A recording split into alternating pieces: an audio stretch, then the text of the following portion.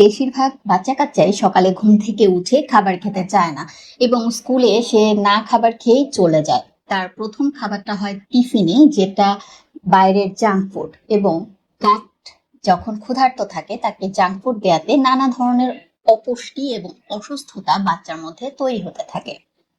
সকালবেলায় খাবার খাওয়াটা খুব গুরুত্বপূর্ণ, কারণ সারা রাত না খেয়ে থাকার পরে ঘুম থেকে উঠে একটা হেলদি ব্রেকফাস্ট যদি নিতে পারে, তাহলে আপনার বাচ্চা সুস্থ, সবল, অ্যাক্টিভ থাকবে।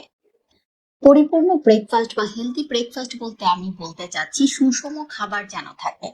শুধুমাত্র কার্বোহাইড্রেট থাকলো, প্রোটিন থাকলো না, আবার প্রোটিন থাকলো, কার্বোহাইড্রেট বা ফ্যাট থাকলো না, ভিটামিন মিনারেলস থাকলো না, তাহলে সেটা হেলদি ব্রেকফাস্ট না।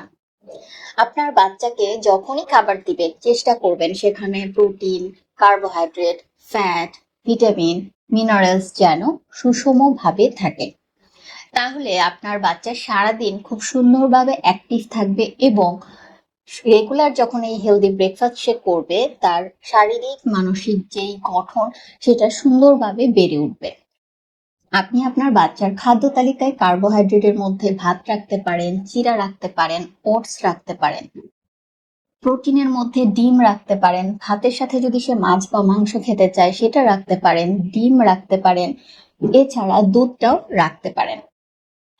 পাশাপাশি ভিটামিন মিনারেলস এর জন্য যদি সে ঝাল কিছু খায় সেখানে একটু সালাদ রাখতে পারেন বা একটু ফলের পোর্শন রাখতে পারেন। ওটস এর সাথে অনেকেই দুধ মিক্স করে মিষ্টি কোনো ফল দিয়ে তৈরি করে সেটা কিন্তু খেতে পারে। আমি বলতে চাচ্ছি সকল ধরনের পুষ্টি উপাদান আপনার বাচ্চা যেন সকালবেলায় গ্রহণ করে সেটা চেষ্টা করুন। যে সকল বাচ্চার একেবারেই এই প্র্যাকটিসটা নেই, সেই সকল বাচ্চাদের আস্তে আস্তে করে প্র্যাকটিস করার, একটা একটা খাবার ধরে প্র্যাকটিস করার, এবং সেটার জন্য আপনি সময় নিন। অন্তত 3 মাস প্র্যাকটিসের পরে একটা রেজাল্ট আপনি আশা করতে পারেন। যে সকল বাচ্চারা ঘুম থেকে উঠেই স্কুলে চলে যায় বা খালি পেটে চলে যায়, তাদেরকে হুট করে এই খাবারগুলো দিলে কিন্তু বাচ্চা খাবার গ্রহণ করতে চাইবে না।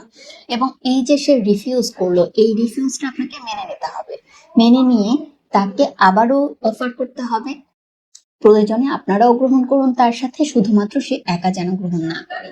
এই খাবারটা তার জন্য ঔষধ, এই ব্যাপারটা না তৈরি করে আপনারা সবাই মিলে খান এবং বাচ্চা যেন জানে সকালবেলায় এটা সবাই খায়, আমাকেও খেতে হবে।